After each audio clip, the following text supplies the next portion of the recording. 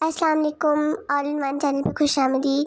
जैसे कि मैं कोई भी सोशल मीडिया ऐप ओपन कर रही थी तो सबसे पहले रेसिपी आती थी मैंगो डिलाइट। यूट्यूब हो या टिकटॉक, हर जगह मैंगो डिलाइट ही की रेसिपी थी।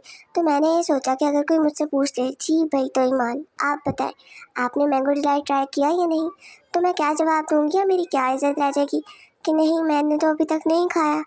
इसलिए फिर मैंने सोचा कि आज मैंगो डिलाइट ट्राई कर लिया जाए। जैसा कि आप देख सकते हैं, मैंने मैंगो की प्यूरी बना के उसको अलग प्लेट में निकाल लिया है। अब यही मैंगो प्यूरी आगे हमारे बहुत काम आएगी। अब क्रीम को लेते हैं। क्रीम अगर व्हिप ना हो तो फिर आप उसको बीटर के बगैर जग में ब्लेंड कर सकते हैं। हमारी क्रीम भी तकरीबन व्हिपिंग थी, लेकिन बहुत ज़्यादा नहीं, इसीलिए इसको जग में ग्राइंड कर लें तो ये ज़्यादा बेहतर है। अगर व्हिपिंग क्रीम है तो आप बीटर भी यूज़ कर सकते हैं। क्रीम को व्हिप करते हुए देखिए 5 से 6 मिनट लगे हैं। उसके बाद हमने इसके अंदर मैंगो प्यूरी ऐड करनी है। मैंगो प्यूरी ऐड करने से जो टेस्ट आएगा उससे तो पता चलेगा कि मैंगो डिलाइट है।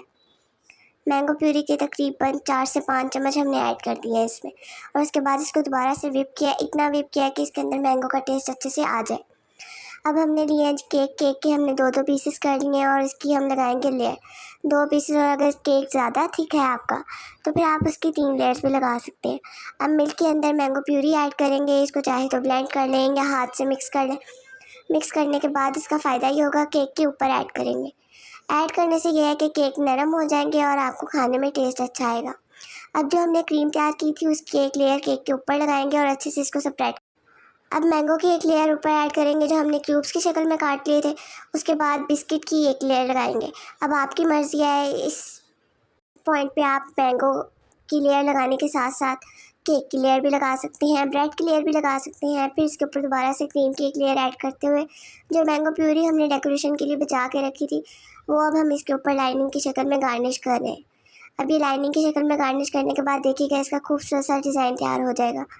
ये देखें, पहले हॉरिजॉन्टल फिर वर्टिकल लाइंस लगाते हुए उसका डिज़ाइन तैयार हो गया। अब इसके साइड पे हम मैंगो गार्निश कर देंगे और अब इसको रख देंगे हम फ्रिज में। फ्रिज में तकरीबन हमने इसको 5 से 6 घंटे रखना है, क्योंकि जब तक फुल ठंडा ना हो जाए इसका मज़ा नहीं आता। 5 से 6 घंटे के बाद इसको जब निकाल के मैंने खाया तो वाकई टेस्ट में भी ये सुपर था। अगर आपको रेसिपी और वीडियो अच्छी लगी हो तो लाइक, कमेंट और सब्सक्राइब करना मत भूलिएगा। मिलते हैं आपसे नेक्स्ट वीडियो में, तब तक के लिए अल्लाह हाफिज़।